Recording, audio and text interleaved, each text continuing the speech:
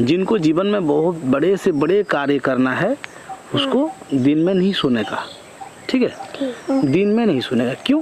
भगवान ने सोने के लिए हमको रात दिया है, ठीक है। हाँ। रात में हम सोने के लिए सोते कि नहीं? हाँ, सोते रात में सोते हैं और दिन में हम कुछ काम करते हैं, जैसे पढ़ाई लिखाई या पैसा कमाना, दुकान बाजार, ये सब करते कि नहीं दिन में? हाँ, हम करते हैं। हाँ, दिन में हमको ये सब करना है और रात में क्या करना है? सोना रात में सोना है, थोड़ा विश्राम लेना, ठीक है। हाँ। देखो, अगर कोई वृद्ध लोग है या छोटा बच्चा है तो दिन में सोएगा? हाँ। सोएगा नहीं? हाँ।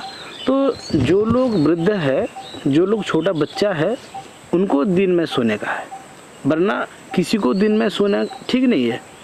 दिन में सो जाना ये मरण का लक्षण है, ठीक है।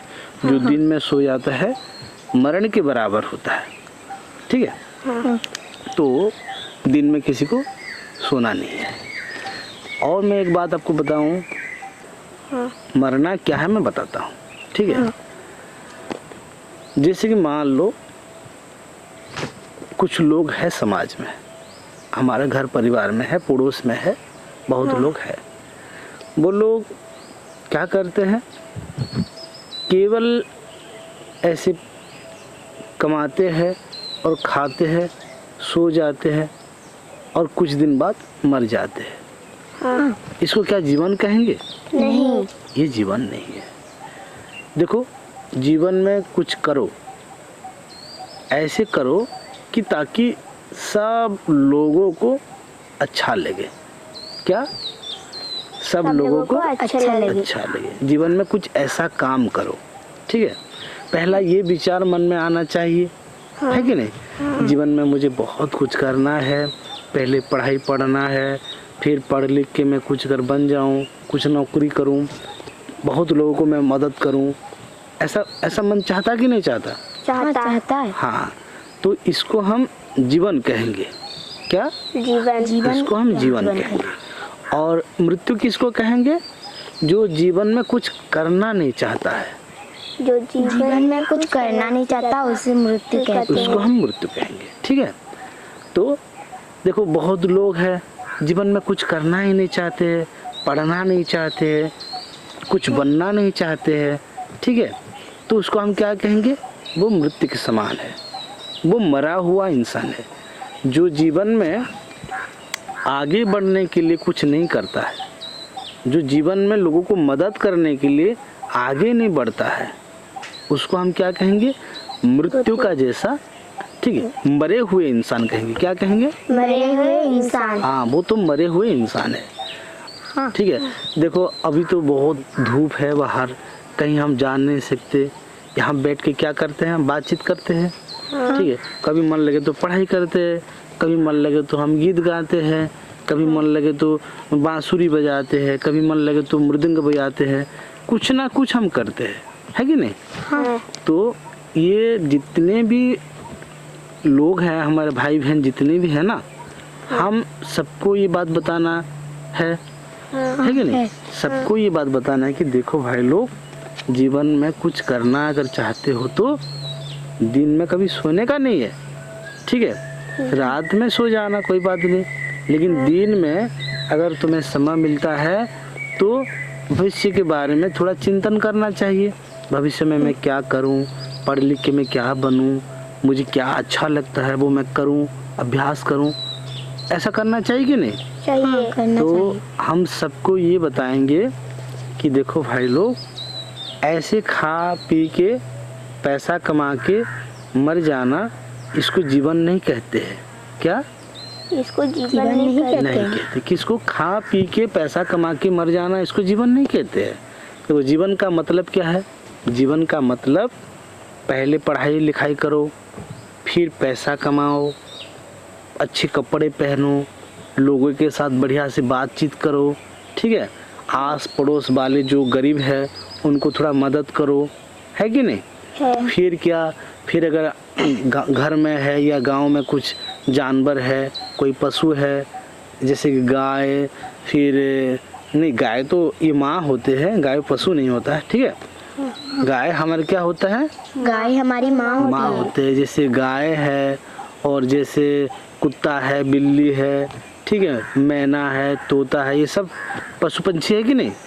इसको हम क्या कुछ खाना खिलाएंगे, है ना, कुछ खाना खिलाएंगे, उनको भी कुछ मदद करेंगे। इसको क्या कहेंगे हम? इसको हम जीवन कहेंगे। ठीक है, ये होता है जीवन। और मृत्यु क्या होता है? मैं तो बताया था आपको, मृत्यु क्या होता है? बस पढ़ लिख लो, पैसा कमाओ, खाओ पियो और मर जाओ। इसको क्या कहेंगे हम? मृत्यु। ये है मृत्यु। ठीक है, मुझे लगता है आप लोग सब समझ जाते हो। चलो कोई बात नहीं, मैं एक कहानी आपको सुनाता हूँ। इसके हिसाब से मैं एक कहानी सुनाता हूँ। क्या प्रहलाद के बारे में आप जानते हो? भक्त प्रहलाद के बारे में जानते हो? नहीं जानते। चलो कोई बात नहीं। भक्त प्रहलाद के बारे में सब लोगों को जानना चाहिए। क्यों जानना चाहिए मैं आपको बताता हूँ।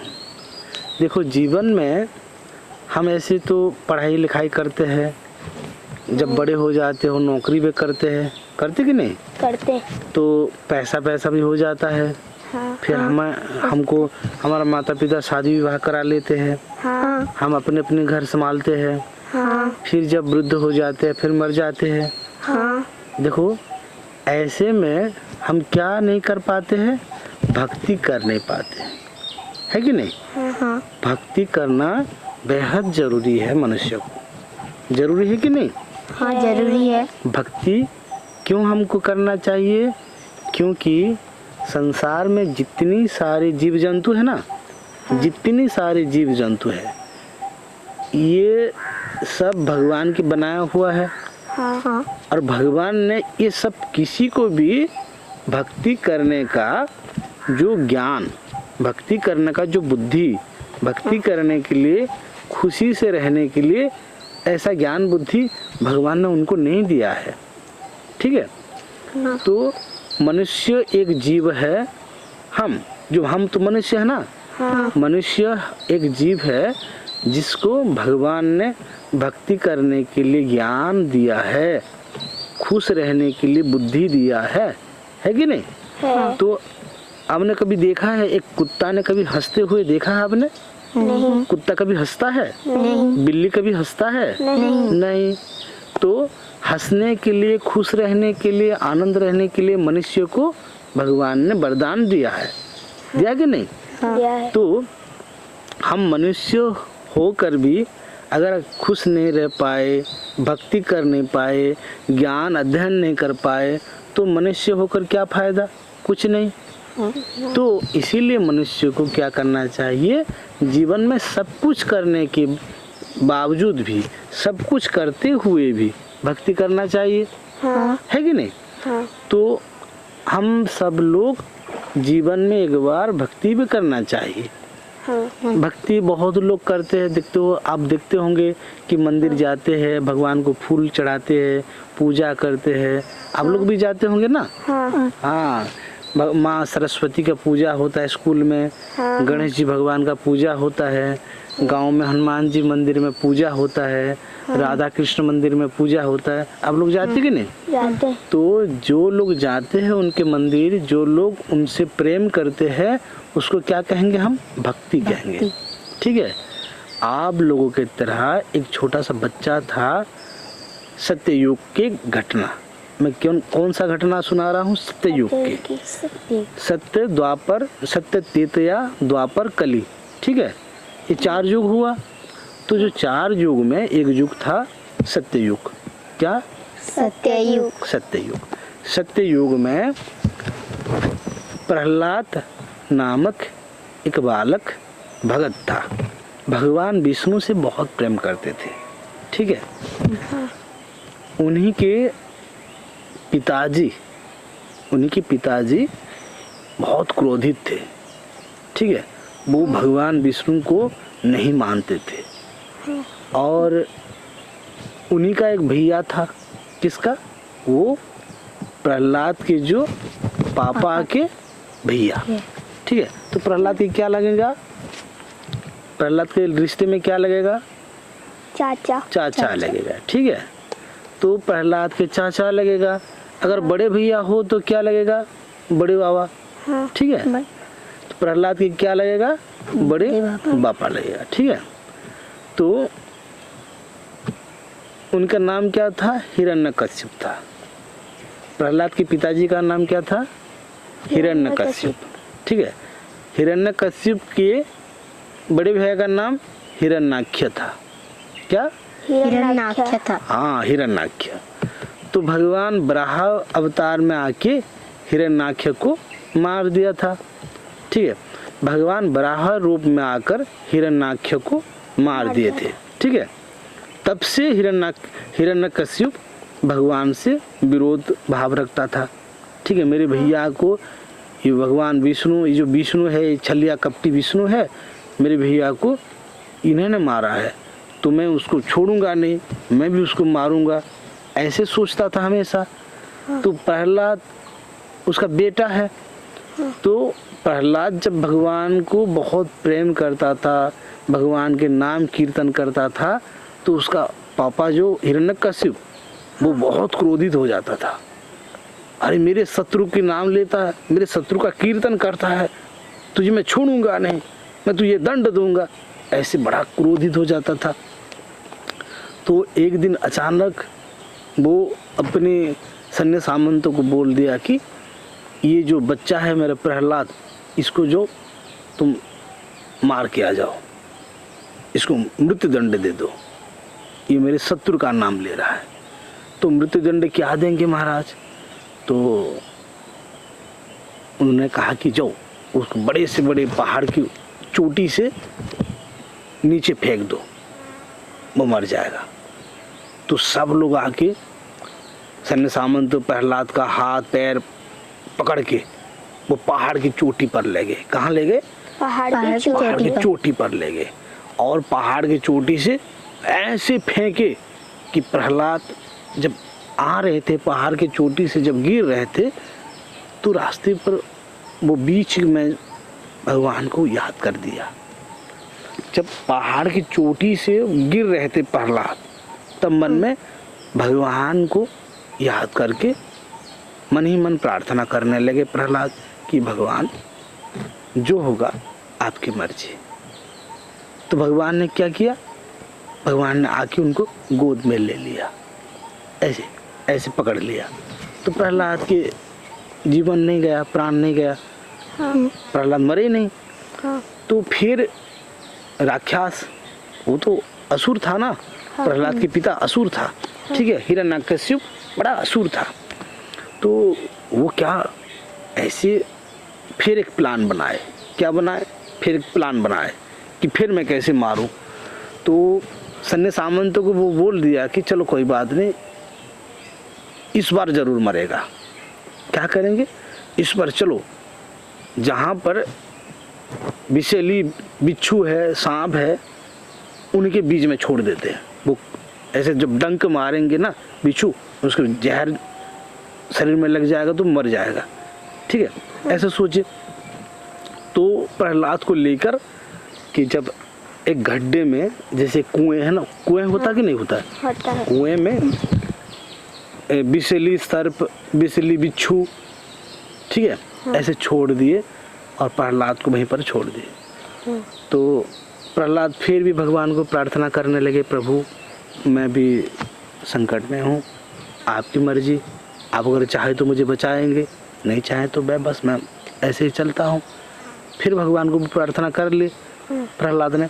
तो क्या हुआ, वो सर्प जो सांप है ना, वो वैसे डंक मारे नहीं, वो सांप काटे नहीं उसको, और बिच्छू ने डंक भी मारे नहीं, और ऐसे उनका प्राण बच गया।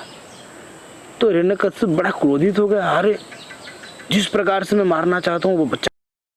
अपने सैन्य सामंतों को बुलाए और एक लोहे के कढ़ाई में बहुत सारा तेल गर्म करती है।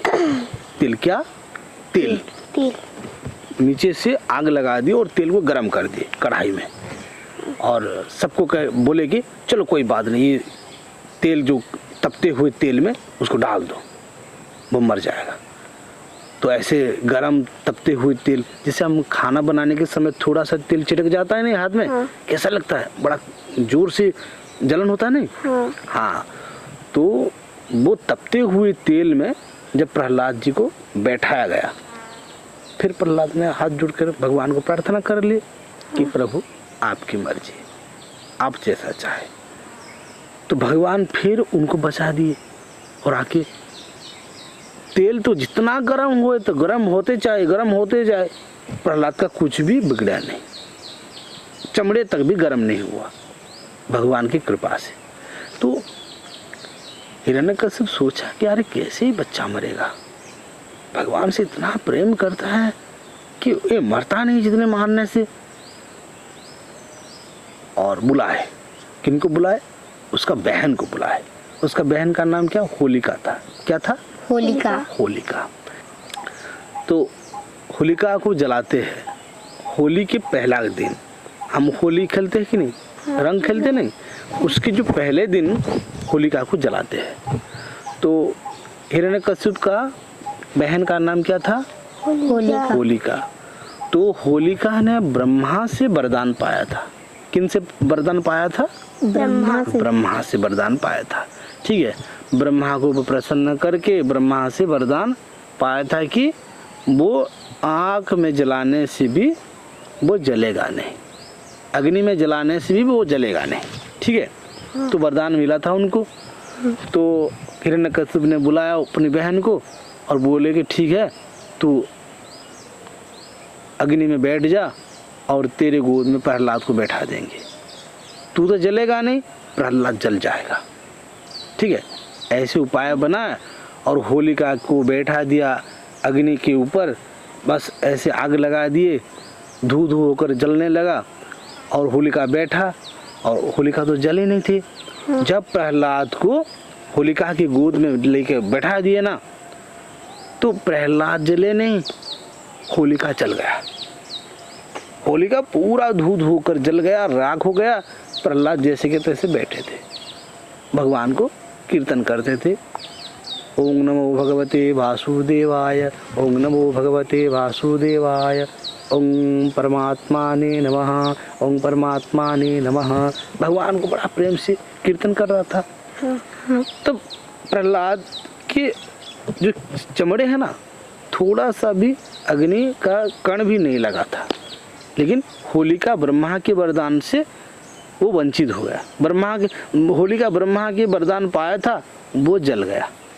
ठीक है, तो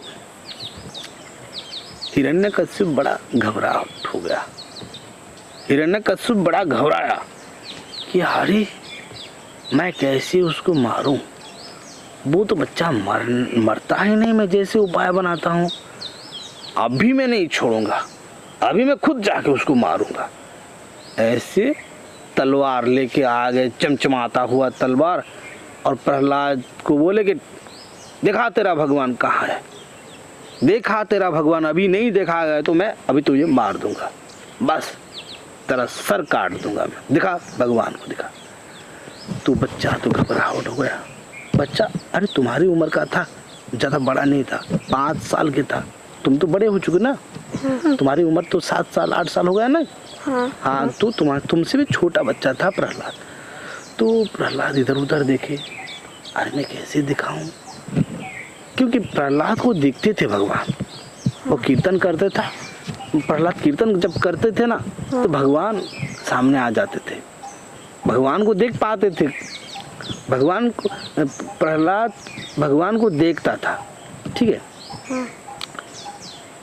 जब हिरण्यकश्यप ने आकर तलवार दिखाया कि दिखा तेरे भगवान कहाँ है, तो प्रहलाद इधर उधर देखने लगे, अरे कहाँ है भगवान, मैं कैसे दिखाऊं। तो वो घबराहट में आ गया, वो घबरा गया, अरे मैं कैसे दिखाऊं भगवान को, मुझे तो दिखता है लेकिन मेरे पिताजी को दिखेगा कि नहीं दिखेगा क्या पता है। तो हिरण्यकश्यप ने आके बोला किया, ये जो लोहे के स्तंभ है, घर में बड़ा बड़ा गुंबज होता है ना, तो स्तंभ होता है नहीं घर में, होता कि नहीं, हाँ, उसका घर में बड़ा बड़ा लोहे का गुंबज था, बड़ा बड़ा स्तंभ था। कहा कि ये वाला स्तंभ, इसमें क्या भगवान है तेरा? देखा, तू कहता है सर्वत्र मेरे भगवान है। मैं आपको एक बात बता रहा हूँ, भगवान सर्वत्र है। भगवान सर्वत्र है। भगवान सब और है। यहाँ भी भगवान है, यहाँ भी भगवान है, यहाँ में भी भगवान है, आकाश में भगवान है, वायु में भी भगवान है। भगवान सब और है।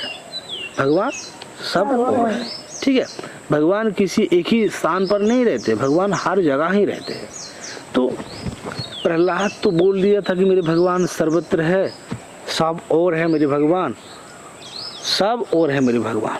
ठीक है, तो हिरण्यकश्यप ने पूछा कि ये वाला जो स्तंभ है, ये लोहे के स्तंभ में तेरा भगवान है तो दिखा, अभी क्यों नहीं दिखता है मुझे, मेरे आंखों में दिखा। तो जब चिल्लाने लगा तो प्रहलाद ने ऐसे डर के मारे हाथ जोड़ के कहे, भगवान अभी तो तुझे आना पड़ेगा, मेरे सामने आना पड़ेगा। तब तक तो मैं देख रहा था तुझे, अब मेरे पिताजी को भी देखना है। ठीक है, अब क्या, मेरे पिताजी को भी देखना है। तो मैं क्या बोला था, थोड़ा याद करो थोड़ा सा। भगवान आपको आना ही पड़ेगा। हाँ, आप लोग सही सुनते हो। ठीक है, मुझे अच्छा लगा, बहुत अच्छा लगा। तो प्रहलाद ने बोला कि हाथ जोड़ के, भगवान अभी तो आपको आना पड़ेगा, क्योंकि मैं देख रहा था, अभी तो मेरे पिताजी को दिखाना है, मेरे पापा के सामने आपको आना पड़ेगा। तो प्रहलाद के प्रार्थना सुनकर भगवान स्तंभ में प्रकट हो गए और प्रहलाद जी ने देख लिया कि स्तंभ में भगवान है। शंख चक्र गदा पद्मधारी चतुर्भुज भगवान स्तंभ की आकृति में देखने लगे। तो प्रहलाद ने कहा, ठीक है पिताजी, मेरे परमात्मा मेरे भगवान स्तंभ में भी है, आपको देखना चाहिए, आपको देखना है तो देख लो। ठीक है, अभी देख लो, भगवान है। तो हिरण्यकश्यप बड़ा क्रोध में आकर, हिरण्यकश्यप ने 2-4 ऐसे मुदगर गदा में 2-4 प्रहार लगाया कि यहाँ है तेरा भगवान, यहाँ है तेरा भगवान, दिखा तेरा भगवान। तो वो स्तंभ में से भगवान नृसिंह अवतार में आ गए। कौन सा अवतार? नरसिंह अवतार में। नर का शरीर था और सिंह का मूड था। ठीक है, तो ऐसे गर्जना हट करके भगवान आए और प्रहलाद के जो पिता थे, जो हिरण्यकश्यप था, वो प्रहलाद के जो पिता था, प्रहलाद का जो पिता हिरण्यकश्यप था ना, उसको बस ऐसे भगवान ने उठाए और पेट को फाड़ दिए और सारी जो पेट का जो नथ होता है ना, पेट का जो गुद्दा होता है, सब निकाल के ऐसे पहनने लगे भगवान और गर्जना हट करने लगे। गरजते हुए भगवान ने बस मार ही दिए। किसको? हिरण्यकश्यप को मार ही दिए भगवान। और प्रहलाद आगे हाथ जोड़ने लगे कि भगवान ये जैसे भी हो, ये जैसे भी था, ये मेरे पिता ही था और उनको थोड़ा माफ करे। तो भगवान फिर शांत हो गया और प्रहलाद जी को आशीर्वाद दे दिए। भगवान के बहुत बड़े भक्त थे प्रहलाद। चलो बच्चों, इस कहानी में हमको क्या सीख मिलता है? जो भगवान की भक्ति करता है उससे कभी कोई मार नहीं पाता है। ठीक है, और वो किसी भी प्रकार की असुविधा में नहीं पड़ता है। ठीक है, तो इसीलिए हमको भगवान की भक्ति करना चाहिए। ठीक है, हाँ। इसलिए हमको भगवान की भक्ति करना चाहिए। तो आज हमने प्रहलाद के बारे में सुना, अगले दिन हम फिर एक भगत के बारे में सुनेंगे। आज की कथा को यहाँ पर विराम देते हैं। बोलो जय श्री कृष्णा। जय श्री कृष्णा।